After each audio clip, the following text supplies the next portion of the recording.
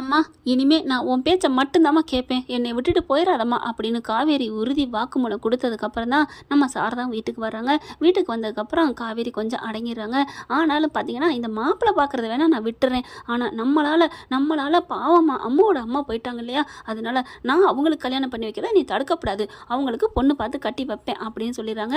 அதே மாதிரி அந்த பொண்ணுக்கும் இவரை ரொம்ப பிடிச்சிருக்கு, அதனால் அவங்களே பேசி முடிச்சிருவோம் அப்படின்னு சொல்லிட்டு அந்த வீட்டுக்கு பொண்ணு பார்க்க போகிறது முதற்கொண்டு எல்லாம் பேசி முடிச்சு அங்கேயும் போயிடுறாங்க. போனால் இங்கே என்ன பண்ணுறாங்க, விஜயும் சாரதாவும் அந்த பொண்ணுக்கிட்ட, அதாவது வந்துச்சு இல்லையா அந்த பொண்ணுக்கிட்ட எல்லாத்தையும் சொல்லி முடிச்சிடுறாங்க. ரம்யா கிட்ட அவங்களும் பாவம் இப்படி இல்லாமல் உங்கள் வாழ்க்கையில் நடக்கணும், நான் உதவி பண்ணுறேன், உங்களுக்கு கண்டிப்பாக காவேரியை உங்களோட மறுபடியும் சேர்த்து வைக்கிறது என்னோட வேலை, என் பொறுப்பு அப்படின்னு அந்த பொண்ணு சொல்லியிருக்குங்க. உண்மையிலே அந்த பொண்ணு ரொம்ப தங்கமான பொண்ணுன்னு தான் சொல்லணும். இப்போ நிச்சயார்த்தமும் வச்சிடுறாங்க. நிச்சயத்திலே கொஞ்சம் ஒரு பொசிஷனை வருது நம்ம காவேரிக்கு. என்னன்னு பார்த்தீங்கன்னா, அதாவது காவேரி செல்லாத்துக்கு அப்படின்னு சொல்ல வந்தேங்க. இப்போ காவேரி இப்படி பார்க்குறாங்க, இவர் கையை இறுக்கி பிடிக்கிறாரு. அதாவது ரெண்டு பேருமே கையை கோர்த்துக்கிட்டு நிற்கிறாங்க. ஒரு மேடை மாதிரி இருக்குது, சின்னதாக ஒரு சிம்பிளாக நிச்சயத்தை முடிக்கிறாங்க. பார்த்தா அப்படியே ஒரு மாதிரி ஆகுது காவேரிக்கு. என்ன இது, நம்மளோட பொருளை யாரும் எடுத்துக்கிற மாதிரி ஒரு பகிருங்குதே அப்படின்னு தோணுது. அதை சாரதா கவனிக்கிறாங்க. தம்பி பார்த்தீங்களா, பாருங்க அவளுக்கு பொங்குது, காவேரி மாதிரியே பொங்குறாளே அப்படின்னு பார்க்குறாங்க.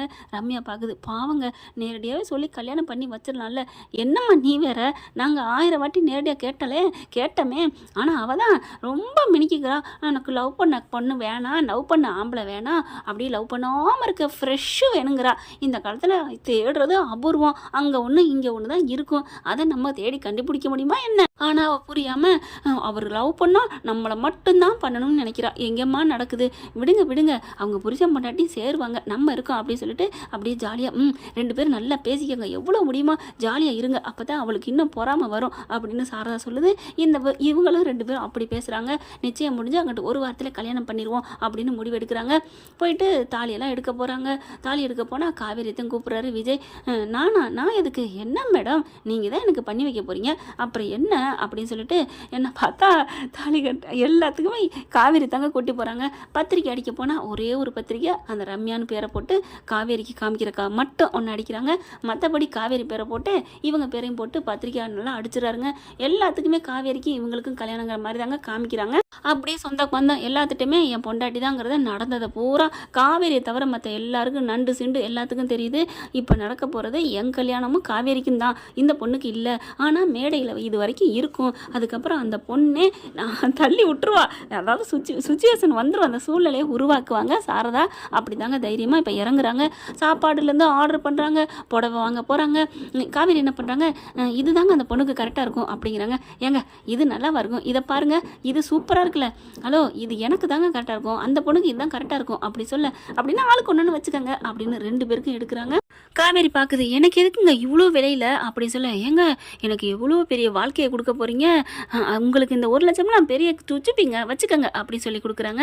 அதுக்கப்புறம் ரம்யா என்ன பண்ணுது, எனக்கு எதுக்கு இந்த புடவை அப்படின்னு கேட்க, ஏமா எவ்வளோ பெரிய வாழ்க்கையை, அதே அங்கே சொல்கிறதா உங்ககிட்டையும் சொல்ல போகிறேன், என்ன சொல்ல போகிறீங்க, ஆமாம்மா எவ்வளோ பெரிய என் பொண்டாட்டியவை எனக்கு திருப்பி கொடுக்க போகிறேன், அதுக்கு நீ உதவி பண்ணுற, என் தங்கச்சியாக உனக்கு நான் அந்த புடவை 1 லட்ச ரூபா புடவை கொடுக்கக்கூடாதா என்ன அப்படி சொல்ல, அப்படியே பார்க்குறாங்க. சந்தோஷமாக இருக்குது, இருந்தாலும் மனசுக்குள்ள ஒரு ஏக்கமும் இருக்குது. என்னம்மா என்ன அப்படின்னு விஜய் கேட்க, ஒன்றும் இல்லை உங்களை கட்டிக்க எனக்கு கொடுத்து வைக்கல, அதுதான் இங்கே பாருங்கள் ப்ளீஸ் அப்படிலாம் பேசக்கூடாது, நான் என் நிலைமையே சொல்லிட்டேன், நான் என் பொண்டாட்டி காவேரி தவிர மற்ற எந்த பொண்ணும் எனக்கு தங்கச்சியாக அக்கா உடன்பிறப்பாக தான் தெரியுமா, ப்ளீஸ்மா உன்னை என் தங்கச்சி மாதிரி தான் நினைக்கிறேன், நீனும் நல்லா இருக்கணுமா அப்படிங்கிறாங்க.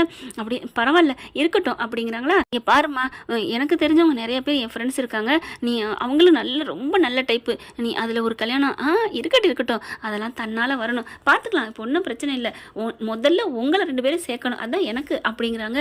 ரொம்ப தேங்க்ஸ்மா அப்படின்னு கையை கொடுக்கையில காவேரி எங்கேருந்து பார்க்குறாங்க, என்னது கை கொடுத்து பேசிக்கிறாங்க, அந்தளவுக்கு ராசி ஆகிட்டாங்களா அப்படிங்கிற கையை கொடுக்க, நம்ம ஆள் வர்றா, இப்போ என்ன பண்ணலாம், என் கையை எடுத்து உங்கள் கன்னத்தில் வச்சுக்கோங்க அப்படின்னு விஜய் சொல்ல, நானா அப்படி சொல்ல, ஆமாம் ஏன் நீங்கள் வச்சுக்கோங்களேன், அது நான் வலிகிற மாதிரி ஆகி போயிடும், நீங்கள் வச்சுட்டா ஒன்றும் பிரச்சனை இல்லை, நம்மளால் வைக்கல இல்லை அவள் தானே அலைகிறா அப்படின்னு என் பொண்டாட்டி நினைப்பா, அதனால் ப்ளீஸ் நீங்கள் எடுத்து வைங்க ப்ளீஸ் ரம்யா சிஸ்டர் அப்படின்னு கெஞ்சுறாரு. ஓகே அப்படின்னு சொல்லிட்டு விஜயோட கையை எடுத்து தன்னோட கன்னத்தில் வச்சுக்கிறாங்க. ஐயோ கன்னத்தில் வைக்கிறாளேன்னு இவங்களுக்கு பொறாமத்தி பொங்க ஆரம்பிச்சிருதுங்க. எவ்வளோ அழகாக இருக்கீங்க, சூப்பர் ஜோடி, ஆனாலும் விஜய் சார் சூப்பர் சார் அப்படிங்கிறாங்க. என் நகை கடையில் தாலியை வச்சு பார்த்து வாங்குறாங்க. காவேரி கழுத்துலேயே கொண்டு போய் வச்சு வாங்குறாருங்க. பார்க்குறாங்க, அவங்களுக்கு மெய் சிலுக்குது அப்படியே காவேரிக்கு. ஒன்றும் சொல்லவும் முடியல. என்னமோ சொல்லுவாங்கல்ல, என்ன சொல்கிறது, கனவு ஏதோ கண்டாங்கன்னா வெளியில் சொல்ல முடியாதுன்னு, அந்த மாதிரி தாங்க. இப்போ வெளியிலையும் சொல்ல முடியல, எனக்கு வேணும்னு சொல்ல முடியல, தவிக்குது புள்ள. சாரதா பார்க்குது, என் புள்ள கஷ்டப்படுறது பார்க்கவே பாவமாக இருக்குது தம்பி. வாங்கத்த, எங்கே உண்மையை போய் சொல்லிடுவோம். என்ன தம்பி இப்படி அப்படிங்கல. அப்புறம் என்ன, தவிக்கிறேன் பாவமாக இருக்கேன், நான் சொல்கிறதுக்கு வேலையை இல்லாத. இப்போ நம்ம முக்கால் கிணறு தாண்டிட்டோம், பேசாமல் இருங்க, நல்லது நடப்பதெல்லாம் நன்மைக்கே அப்படிங்கிறாங்க. அதுக்கப்புறம் எல்லாம் வாங்கியாச்சு. அப்புறம் என்ன, என் பொண்டாட்டிக்கு கொலுசு வாங்கணும் வாங்க அப்படின்னு காவேரி கூப்பிட்டு போக, ஐயோ எதுக்கு எடுத்தாலும் என்னையே என் பாஸ் கூப்பிட்றீங்க, ஆனால் நீங்கள் வேற வாங்குங்க அப்படின்னு சொல்லிட்டு கூட்டி போக, அந்த பொண்ணுக்கு உங்கள் கால அளவு தானே இருக்கும், அதை வர சொல்லியிருக்கலாம்ல அப்படி சொல்ல, என்ன காவேரி மிஸ், நான் வர சொல்லாமல் இருப்பேன், அவளுக்கு உடம்பு சரியில்லையா அதனால படுத்திருக்கா. ஏங்க உடம்பு சரியில்லைன்னா உடனே போய் டாக்டர் கூட்டி போக வேணாமா? அப்படியா? ஆமாம், நீங்கள் வேற வாங்க போவோம். இல்லை கொலுசை வாங்கிட்டே போயிடுவோமே ப்ளீஸ் அப்படின்னு சொல்ல, சே நீங்கள் இப்படிலாம் இருப்பீங்கன்னு நினைக்கவே இல்லை அப்படின்னு காவேரி சொல்கிறாங்க. மேடம் மேடம் மேடம் முத வந்திருக்கீங்க, வாங்கிட்டு போயிருங்க மேடம், ராசியாக வந்திருக்கீங்க ப்ளீஸ் அப்படின்னு சொல்ல, ஒருத்தவங்களோட வாழ்க்கை ப்ளீஸ் அப்படின்னு சொல்ல, சரி வியாபாரத்தை நம்ம ஏன் கெடுக்கணும் அப்படின்ட்டு கொலுசை வாங்குறாங்க. கொலுசை டக்குன்னு என்ன பண்ணுறாரு, உட்காந்துடுறாரு. காவேரி காலை தூக்கிவிட்டு அப்படியே காலில் அப்படியே வச்சு அளவு வச்சு பார்க்குறாங்க. அப்படியே கரெக்டாக ஓகே இது சூப்பராக இருக்கே அப்படிங்கிற காவேரிக்கு ஒரு மாதிரியாக இருக்குங்க. காலை தொட்டோன்னு ஒரு மாதிரி ஆகிட்டு, கையை எடுங்க அப்படின்னு சொல்ல, ஏன் என்னாச்சு, எனக்கு ஒரு மாதிரியாக இருக்குது கையை எடுங்க அப்படின்னு சொன்னோன்னே கையை எடுத்துறாரு. இந்த கொலுசு அளவு கரெக்டாக இருக்குது அப்படிங்கிறாங்க. காவேரி அப்படியே ஒரு நிமிஷம் உறைஞ்சு போய் நிற்கிறாங்க. பனி அப்படியே பனி கட்டி இருக்கும் பாருங்க அந்த மாதிரி. ஹலோ மேடம் என்னாச்சு என்னாச்சு அப்படின்னு சொடுக்கு போட, ஒன்றும் இல்லை அப்படின்னு சொல்லிட்டு, என்ன இவர் கையில் என்னமோ காந்த சக்தி இருக்கா அப்படின்ட்டு, இங்கே வாங்க அப்படின்னு கூப்பிட்றாங்க. என்ன அப்படின்னு கிட்டக்க வராரு நம்ம தலைவர். கையை காமிங்க அப்படின்னு கையை காமிக்கிறாரா, தொட்டு பார்க்குறாங்க. அது நல்லா தான் இருக்குது. என்னாச்சு மேடம் என்னாச்சு அப்படின்னு விஜய் கேட்க, ஒன்றும் இல்லை இது என்னோட சொந்த கதை அப்படின்னு சொல்லிட்டு திரும்பிக்கிறாங்க. ஏய் காவேரி, நீ பாறை மாதிரி மனசை வச்சுருந்த, இப்போ உனக்கு என்னடி பனி மாதிரி இலையை கொடுக்குற? விஜய் என்ன பெரிய ஆளா, பெரிய அப்பா டக்கரா, நீ அடங்குடி, உன் மனசை அடக்குடி அப்படின்னு தனக்கு தானே சொல்லிக்கிறாங்க. விஜய் அதை கவனிக்கிறாரு, நோட்டாடுறாரு. நம்ம காலை தொட்டோன்னே பிள்ளைக்கு டச் ஆயிடுச்சு போல இருக்கே ஹார்ட்டு, இருக்கட்டும் இவ்வளோ ஆசையை வச்சுட்டு மவளை இருடி இன்னும் உனக்கு இருக்குது அப்படின்னு நினச்சிட்டு கொலுசை பேக்கப் பண்ண சொல்லிடுறாங்க. அப்படியே இவங்களுக்கு ஒரு மாதிரி ஆகுதுங்க. காவேரிக்கு காலை தொட்டோன்னே இவங்களுக்கு ஏன் இப்படி நமக்கு ஒரு மாதிரியாக இருக்குது, அவர் ஏற்கனவே என்னை தொட்ட மாதிரியே இருக்கே. அதாவது அவங்களுக்கு பழைய முன்னாடி இருந்தார்ல புருஷனா, பழைய புருஷன் இல்லைங்க இந்த புருஷன் தான். அதாவது அந்த பழைய நினைவுகள் வருதுங்க தொட. அதுக்கப்புறம் என்ன பண்ணுறாங்க, சரி வாங்க போகலாம் அப்படிங்கல. சார் பொண்டாட்டிக்கு வளையல் வாங்க கொலுசு வாங்கி போடுறீங்க அப்படின்னு சொல்ல, ஐயோ இங்கே முடியலையா அப்படிங்கல. இங்கே பாருங்கள் ரம்யா இப்போ தான் மெசேஜ் போட்டிருக்கா, நல்லா இருக்கலாம் விடுங்களே மிஸ் அப்படின்னு சொல்ல, நல்லா இருக்காங்களா இருந்தாலும் பார்க்கணுங்க, ஐயோ வந்துட்டோம் ஓயாமலாம் வர முடியாது, நீங்கள் வளையல் கொடுங்க அப்படிங்கிறாங்க. வளையல் எடுத்துட்டு, இவங்க கையளவு தான் அப்படின்னு சொல்ல, ஏன் கையில் அந்த பொண்ணுக்கு கொஞ்சம் பெருசாக இருக்கும் அப்படி சொல்ல, ஹலோ அதெல்லாம் இல்லை உங்கள் கை தான் பெருசு, அதெல்லாம் இல்லை அந்த பொண்ணுக்கு தான் பெருசு, இல்லை உங்களுக்கு தான் பெருசு, என்ன உங்களுக்கு பெருசு என்ன அப்படின்னு அங்கேருந்து வர்றாங்க ஒரு ஆள்.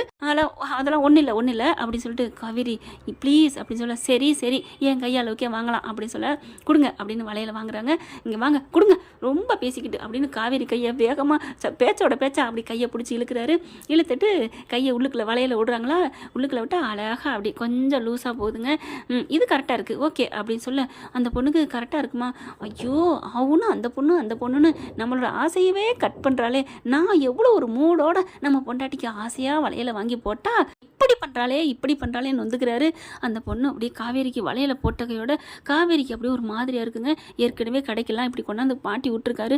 நல்ல வேலை சென்னைக்கு கூட்டி போகல, அங்கே போயிருந்தா சார் வாங்க வணக்கம் என்ன எவ்வளோ நாளாச்சு புருஷன் பொண்டாட்டி வந்தீங்க அப்படின்னு கேட்டிருப்பாங்க. அதனால தான் இங்கே வாங்குறாங்க. அப்படி போனாலும் நல்லது தாங்க, பழைய நினைவுகள் திரும்பி வரும் இல்லையா. அது ஒரு கதை ட்ராக்கில் கொண்டு வருவோம். இப்போ என்ன கதைக்கு நம்ம தலைவன் தலைவி லவ் ஸ்டோரிக்கு பஞ்சமா என்ன. இப்போ என்ன பண்ணுறாங்க, ஹலோ மேடம் அப்படின்னு சொடக்கு போட, என்னாச்சு அப்படிங்கிறாங்க.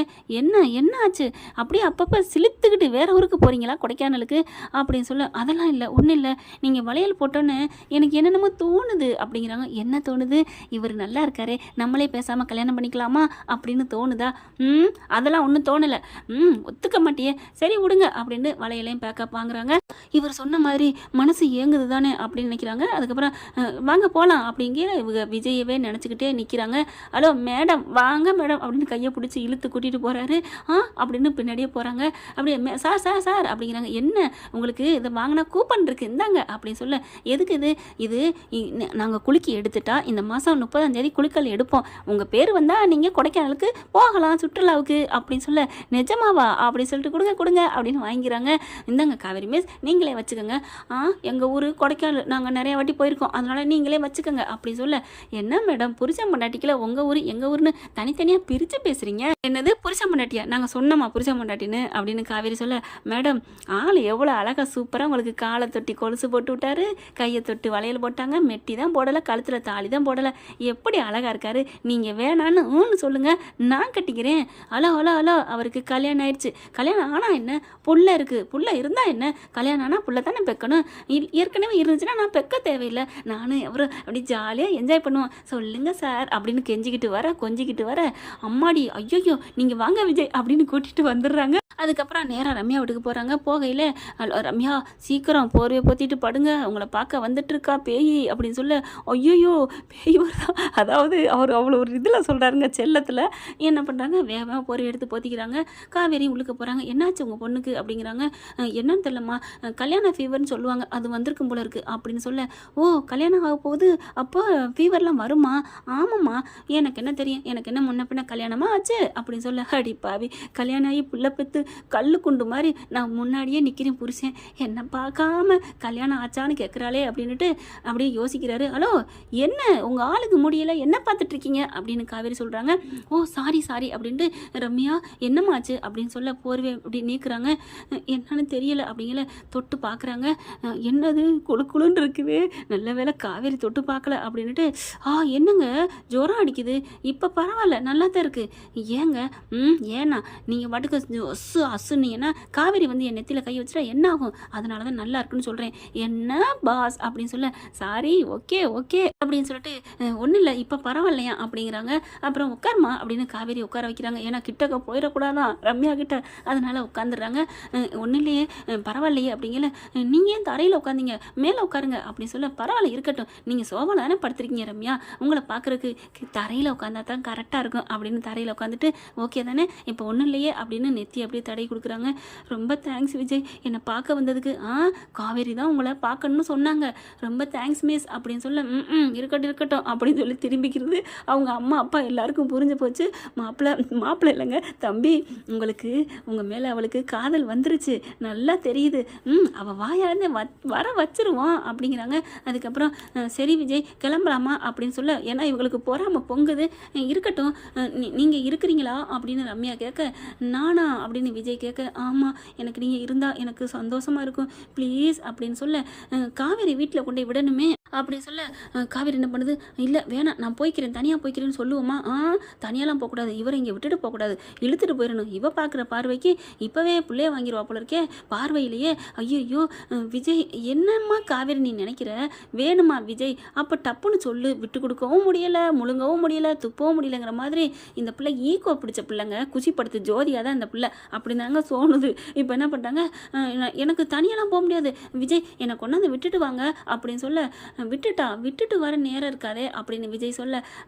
அதுக்காக தான் நான் கூப்பிட்டேன் நீ வரக்கூடாதுன்னு அப்படின்னு. ரம்யா பார்த்துக்கங்க அம்மா அப்பாலாம் இருக்காங்க, விஜய் வாங்க எனக்கு ஒரு மாதிரியாக இருக்குது என்னை வீட்டில் கொண்டாந்து விடுங்க அப்படின்னு சொல்ல. ரம்யா பார்க்குறாங்க. விஜய் வீட்டில் விட்டுட்டு வர்றீங்களா அப்படின்னு சொல்ல. கண்டிப்பாக வர்றேம்மா, நான் ஒன்றை பார்க்காம அப்புறம் நான் என்ன பண்ண போகிறேன் அப்படின்னு சொல்லிட்டு வாங்க காவேரி அப்படிங்கிறாங்க. ஒன்றை பார்க்காம வேறு யாரை பார்க்குறாங்களா, வருவ இருடி உனக்கு இருக்குது கச்சேரி அப்படின்னு சொல்லிட்டு காருக்குள்ள ஏறி உட்காராங்க. இவர் என்ன பண்ணுறது, இவர் அங்கே இங்கே வர விடாமல் பண்ணணுமே, நமக்கு முடியலன்னு போய் படுத்துருவோமா. காவேரி பிளானை போடுறி, இவங்க ரம்யா கிட்ட இங்கே வந்தார் அம்படித்தான் வளைச்சு போட்டுருவா. ஐயோ எனக்கு என்ன பண்ணுறதுன்னு தெரியலையே, இவர் ஏற்றுக்கவும் முடியலை விட்டு கொடுக்கவும் மனசு வரல. இன்னும் கல்யாணத்துக்கு இன்னும் 3 நாள் இருக்குல்ல, அதுக்குள்ளே இவர் மனசை ஐயோ முருகா ஏண்டா என்னை போட்டு பைத்தியமாக்குறேன்னு புலம்புறதை பார்த்து ரசிக்கிறாரு நம்ம தலைவர். ஓகே ஃப்ரெண்ட் பார்க்கலாம் இதன் தொடர்ச்சி அடுத்த பகுதியில் என்னென்ன சுவாரஸ்யங்கள் நடக்க போகுதுன்னு. நம்ம செல்லாக்குட்டி காவேரியோட சின்ன சேஷ்டைகளை இந்த பதிவு உங்களுக்கு பிடிச்சிருந்துச்சுன்னா உங்கள் பொண்ணான கையால் ஒரு லைக்கை போட்டு சப்ஸ்கிரைப் பண்ணிடுங்க, ஒரு ஆதரவு கொடுங்க ஃப்ரெண்ட்ஸ். தேங்க்யூ.